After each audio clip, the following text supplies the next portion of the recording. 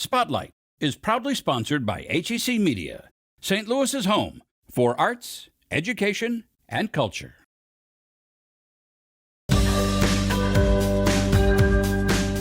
This soaring rhetoric brought out our better angels.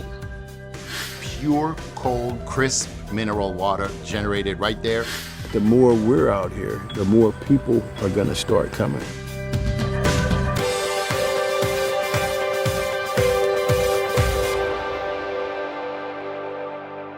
Today on Spotlight, the new exhibit at the St. Louis Art Museum about Indian artisans and their complex methods for creating painted and printed cloth, plus a company creating drinking water from air inside the patented technology. And then turning an abandoned, overgrown alley into a greenway with flowers and a mural. But first, a book about John F. Kennedy's brief but transformative time in the White House. It's Sunday and you're watching the multiple Emmy Award-winning Spotlight. John F. Kennedy was president for only 3 years, yet his time in office was marked by major events, both foreign and domestic. JFK steered the country through the Cuban Missile Crisis in the early days of the Civil Rights Movement and dramatically expanded the space program. We choose to go to the moon in this decade and do the other thing. Not because they are easy, but because they are hard. His brief administration is often referred to as a utopian Camelot, a mythology that overshadows both his failures and his accomplishments. Incomparable Grace, JFK and the Presidency is a new book by Mark Updegrove, President and CEO of the Lyndon B. Johnson Foundation and the presidential historian for ABC News. We are captured by this luminous and intriguing, in some ways, enigmatic president who leads us through almost 3 consequential years.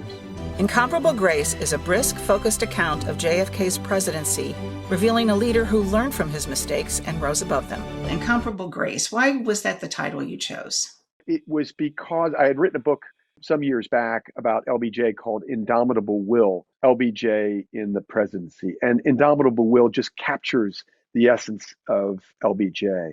And in that same manner, Incomparable Grace captures JFK, particularly when he took the presidency. We saw that. We saw this young, vigorous, handsome president who was so eloquent. And we all remember his inauguration speech, ask not what your country can do for you, ask what you can do for your country, getting us to reach beyond ourselves at a very important time in our history.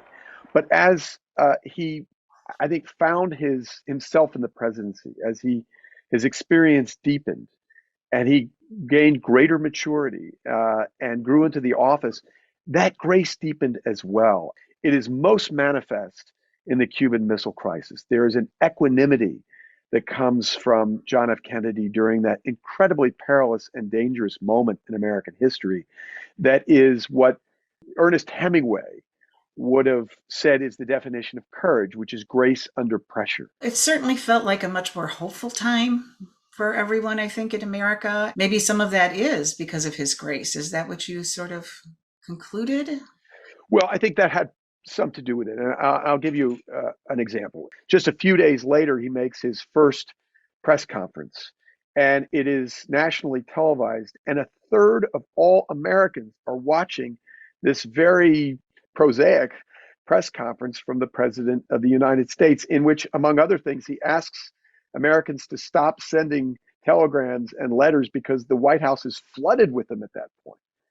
And I also mentioned the Bay of Pigs, Kathy, and it's very telling that even though he makes an enormous mistake just 3 months after taking the presidency with the Bay of Pigs, he comes out of that with an approval rating of 83%.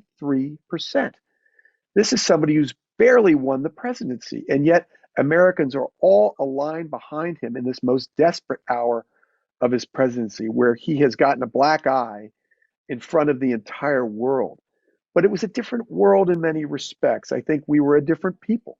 You didn't see the divisiveness between parties. You didn't see the fragmentation of media. You had 3 television networks. You had ABC, CBS, and NBC, and there was greater, I think, even-handedness in the media at that time.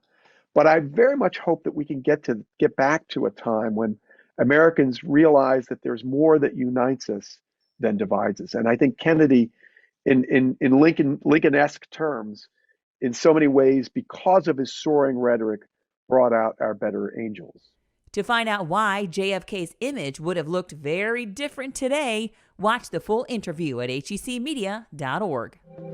Scan the QR code on your screen to follow us on Facebook, Twitter, or Instagram. We're here at the St. Louis Art Museum looking at our new exhibition, Global Threads, the Art and Fashion of Indian Chintz. And this is an exhibition that highlights a very influential and extraordinarily beautiful textile called Chintz, which is really hand-painted or printed cotton with mordant dyes or resists. So this is a very special kind of cotton textile that really went on to launch the Industrial Revolution and change the world. So one of the main reasons to see the exhibition is that if you wear clothing, which we all do, or sleep on textiles or sit on textiles, it's really important to know the history of painted and printed cotton because it really shaped what our homes look like today. It shows that the history of India and its production of this very precious textile really influenced the history of the world and still has consequences and reverberations in our own lives today. The thing that makes Indian Chintz Chintz is the technique and not necessarily the look or the style or the aesthetic. So these textiles look very, very different, and that's important for the exhibition because one of the great features of Indian Chintz is that Indian painters and printers were able to really tailor the textiles for specific markets around the world. So the exhibition actually takes you through that history of production. There's one particular platform when you walk into the India for Europe section that I really love because it shows two 18th century garments. So these are dresses. One is a robe à la française. So that's a robe that has a flowing back. And then a robe à l'anglaise, which is a dress that has a more fitted form. And they're quite rare and they're in really beautiful condition. And they're right in front of an amazing palampour. So palampours are these, in some cases, monumental textiles that were made to be used as bed covers or wall covers, and they were exported in great number from India, especially to Europe and the Americas. And they oftentimes have these wonderful tree of life motifs. So the palampour that is placed behind these two dresses has so many fantastic animals and flowers. I encourage you to look for the flying squirrels in there. There's a smiling lion and all these wonderful moments of surprise and whimsy, and it's just a delight to look at. So this show covers a huge span of time. It includes works that were excavated in an archaeological context in Egypt. So this is Indian chintz that made its way to Egypt in the 13th, 14th, 15th century, all the way to contemporary examples of chintz made in India today. So these are showing the ongoing artistry, the ongoing kind of heritage of printing and painting cotton textiles. We hope you come out to SLAM to see this exhibition in person. It runs through January 8th, and we have much more information on our website, slam.org. HEC Media. Recognized, celebrated, honored time and again for excellence in the industry. HEC Media has been bringing home the hardware for over a decade. Arts and education to author talks, magazine shows and documentaries, individual craft achievements to overall excellence. Find all of the award-winning content at hecmedia.org.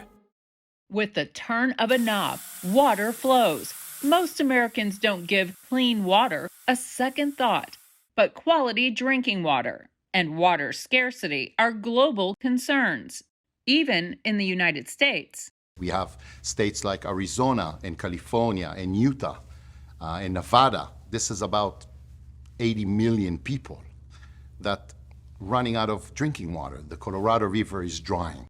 The solution for clean drinking water is what WaterGen provides. The problem is getting more and more extreme. So Barak Ranon is the president of WaterGen Americas. WaterGen launched in Israel more than a decade ago with a unique technology that can generate clean drinking water anywhere from a box. which is why WaterGen is center stage at the Trilateral Agri-Food Innovation Symposium in St. Louis at the Donald Danforth Plant Science Center. The symposium discusses a range of solutions for food security and climate-smart agriculture among global innovation leaders from Israel, United Arab Emirates, and the U.S. BioSTL hosts the event because St. Louis is a hub for agri-food tech innovation. BioSTL presents St. Louis's community of plant science leaders and innovators. We want to convey to the world that St. Louis is an indispensable partner in solving these important world challenges. WaterGen's appeal is undeniable. The WaterGen machine can provide clean drinking water in places of poverty, where water is dirty and contaminated, in the desert, where water is lacking, and in the aftermath of disasters, anywhere they strike. There's no need to send bottles of water. Every minute, there's 1 million bottles being thrown away in the world. Not when there's a water source that never runs low. It's from the moisture in the air. WaterGen pulls the air in, it goes through filtration, then it goes into our Genius technology, which is a heat exchange. That's where condensation occurs and water is created. The technology captures moisture from the air, filters out any dirt, and extracts water from the air's humidity while eliminating heavy metals, particles, and more, before adding minerals that are essential to the water's drinkability. So the moisture is actually in the air, but the system is able to turn it from gas to liquid and then harness the water and keep it. In desert climates, humidity may be low, and it certainly feels very dry, but the technology is getting the job done. The machines are able to operate when you're not feeling there's moisture in the air. So we're actually able to operate from anywhere from down to 19% humidity, desert areas. So that range of operation was also part of the breakthrough. Because 2 billion people lack access to safely managed drinking water, and contaminated water and poor sanitation cause the transmission of diseases, WaterGen has global support. Where there isn't clean water, there is air. And the solution comes in a box. The atmospheric drinking water devices are gaining steam. It's basically 7 foot by 7 foot by 7 foot. It's just not that big. A size that can generate 6,000 liters a day, around 1,200 gallons. An average person drinks about 1 liter a day if he behaves. That's almost 6,000 people can drink from one machine a day, 6,000. And depending on what you need, we actually were able to miniaturize the technology so people can choose the right size of machine to their needs. They're installed in vehicles or portable units powered by plugging in. WaterGen has a mobile unit that looks like a cooler, a regular cooler with a handle. You take it anywhere you want, you press the button, and you have pure, cold, crisp mineral water generated right there, and you just fill it up and you drink. So the sky is the limit for pouring a glass, anywhere, anytime. A holiday song later on Spotlight. As the days get shorter and the weather gets colder, many of us are dreaming of spring strolls and bike rides.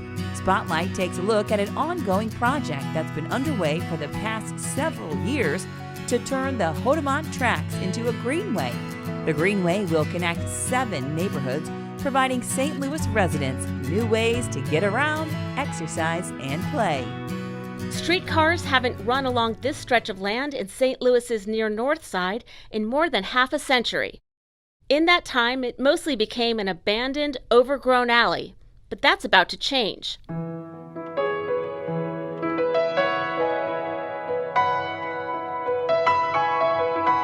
Volunteer residents and local restoration groups and organizations are in the process of turning this corridor into a greenway called Hodiamont Tracks.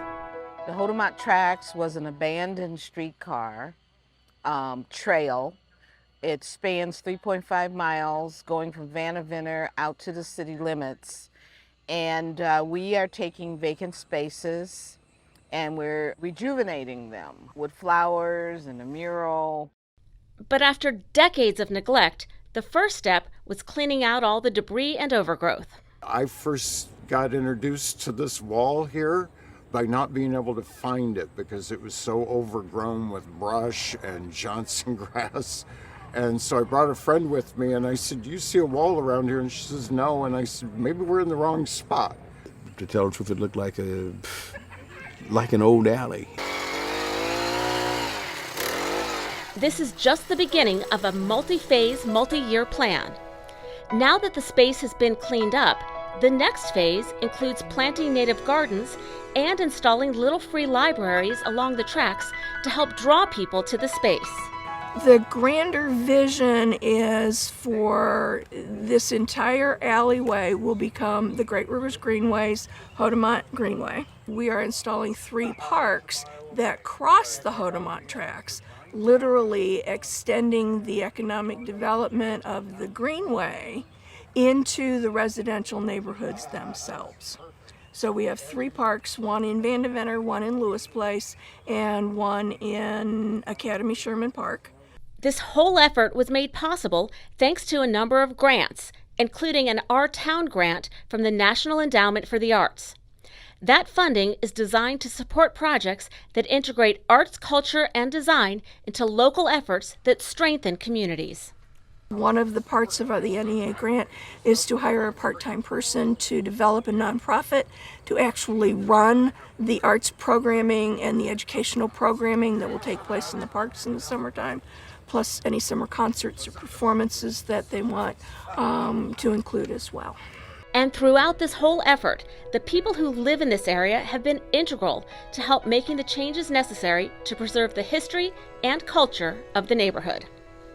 I want to, make things like it was for me when I grew up. When I grew up, places where I didn't see them as being dirty. I didn't see trash. I saw flowers. I saw a good neighborhood.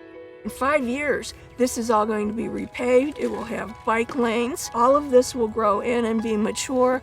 It's the route to our park, which is going to have conservation and arts programming. We'll have a homeowners residential demonstration garden. We will have included the AmeriCorps program to train trainers to assist homeowners in redesigning their yards and their gardens, all of which to bring up the property values. Putting in the parks brings up property values, decreases crime. You're going to see a very active throughway here. And here it's already beginning to be nicer, right? I see colors, I see green, I see something that's going to be green. Another good thing is I see effort by other people, and I believe that the more we're out here, the more people are going to start coming to do the same. St. Louis Bee Works has you covered for bikes, but they are so much more than a bike shop. Here's more. It's easy to fall forward on a bike. I have 2 daughters, Lavender and Lotus. They like to play and learn new things like most other children, and they love to ride their bikes. These kids are learning there's more to riding a bike than just pedaling. They teach them how to repair the bikes, air up the tires, fix a broken chain, teach them the importance of wearing a helmet, and all the types of safety things that you need to know when riding.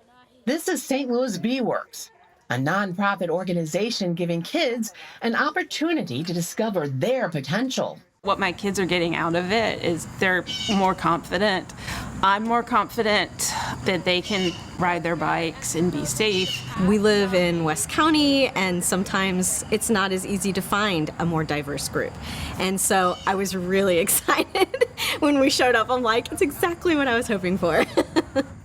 Their premier program, Bicycle Works, is a 12-week program for kids 8 to 17 who can already ride a bike. The main idea behind starting the organization was to give the kids something to do after school, over the weekends, that kind of thing. And the bikes were kind of a natural vehicle to grab the kids' attention. Because we live in an urban environment, it's so important for them to learn the skills necessary to navigate the road and work around the cars and really be able to get somewhere on their bike. All of our bikes are donated to us. So we have a handful of drop-off locations around the metro area. And we have some great partners like the Alpine Shop, the Hub. They help us collect bikes from their customers, and then we will go and pick them up. because we need a lot of bikes each year.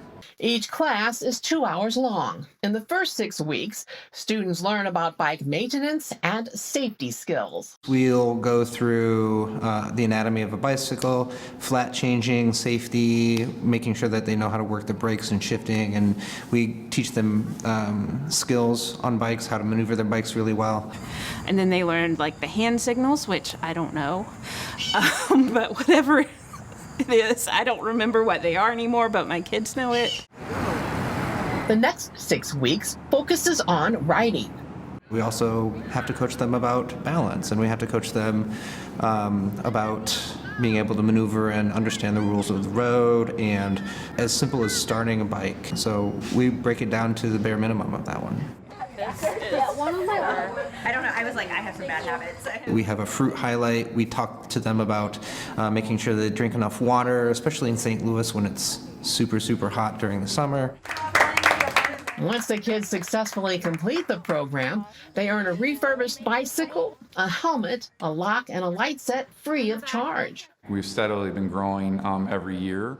And so with that staff, we've been able to rapidly expand our programs in more numbers of students. Part of that is we've outgrown this building, right? We've quickly outgrown this building. And so we had a space over at the Lemp warehouse complex that was storage for us. And unfortunately, 2 years ago, we got a call that the building had collapsed. Bicycle Works lost 800 bikes.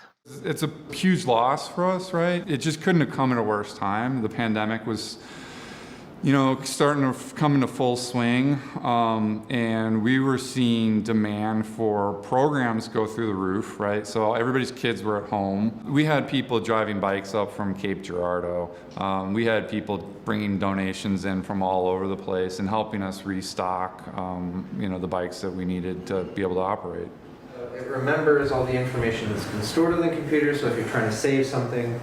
Over the time, we've kind of evolved into other programs. The other main program we have is our Earn a Computer. It's called ByteWorks. In the first few weeks, we're into coding. We're into working with the hardware of a computer. We're teaching them binary code and how it's integral to every computer language. We also want them to prove that they learned something, so we have them create presentations, documents saying this is what we've learned. We teach them internet safety, we teach them how networks work. Basically, we teach them about the speed of the internet. At the end of the ByteWorks program, the students will earn a computer. Every graduation, whether it's with the bikes or the computers, I ask them, what are you going to do first with your computer? And a lot of times it's like, I'm going to play the latest game. Great, that's awesome. Now you have an opportunity to do that. We try to run as much year-round as we can. Pre-pandemic, we would take December and January off for the bike program just because those were usually the coldest months. But the last 2 years, we've been running the bike program year-round, and it's been great. Has your dining room become the classroom? Virtual learning is the new reality, and Educate.Today is here to help with free standards-aligned videos, lesson plans, and activity ideas in arts, humanities, social studies, STEM, and career exploration. For students from elementary age through high school, it's Educate.Today.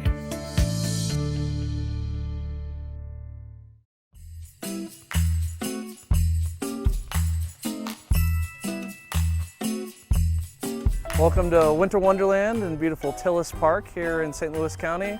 It's our annual holiday light display. Winter Wonderland is a great team effort for us here at St. Louis County Parks. We've got 25 staff members that start all the way back in early October. It takes them about 6 weeks to set up the event. And then we've got wonderful volunteers and rangers that are even here throughout the whole holiday light display. We have over 1.5 million lights throughout the park here in Tillis Park for Winter Wonderland. If you put all those extension cords together, it totals up to about 200 miles of cord, which will take you all the way from here to Springfield, Missouri. Winter Wonderland can be enjoyed in many different ways. You can drive through in a car, no reservations required, or we also have horse-drawn carriage rides. With 1.5 million lights spread out over the course of about a mile, it takes you about 20 or 30 minutes to see the full light display. It's neat to have people come out, and we have volunteer groups that will help us each night, and we make a contribution each one of those, and It's fun to hear from the volunteers. They've been coming here for as long as they can remember, since they were a little kid. We like being a part of everyone's holiday tradition. By far the coolest part about the event for our staff, whether it's a maintenance worker or a park ranger or me as a recreation events coordinator, is the kids, and seeing the kids' eyes light up and the oohs and ahs and pointing out what was their favorite part. I still remember when I was a kid, my favorite part being the deer that were out in the Lake of Blue Lights, which is still out there today. The 37th Annual Winter Wonderland in Tillis Park will be on display through December 30th, 2022. Visit winterwonderlandstl.com for tickets and info.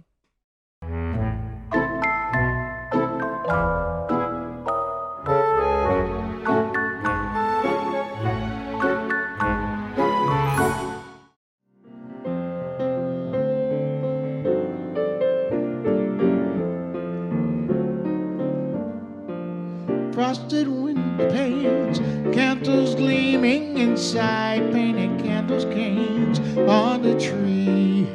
Santa's on his way to fill a sleigh with things for you and me. It's that time of year when the world falls in love. Every song you hear seems to say, Merry Christmas. May your New Year dream come true.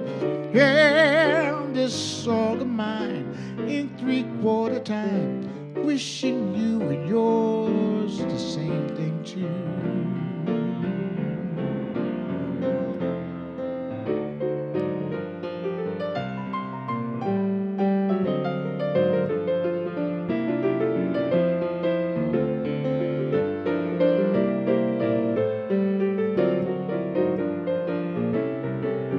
Ladies and gentlemen, once again, Mr. Pete Ruthenberg.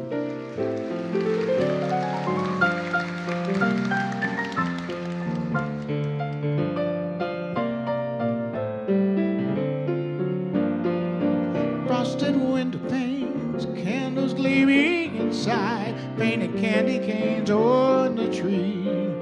Santa's on his way, he's filled his sleigh with things for you and for me. It's that time of year when the world falls in love. Every song you hear seems to say, Merry Christmas, may your New Year dream come true.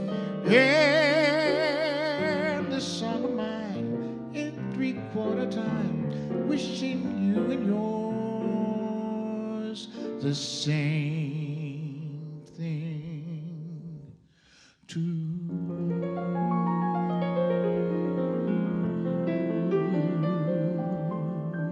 Happy holidays, everybody. Next week, it's holiday time with planes, trains, and automobiles at the Museum of Transportation. Plus, a young female seamstress uncovers dangerous truths about big tobacco. Thanks for watching Spotlight. Join us next Sunday at 9:30 a.m. on KPLR 11.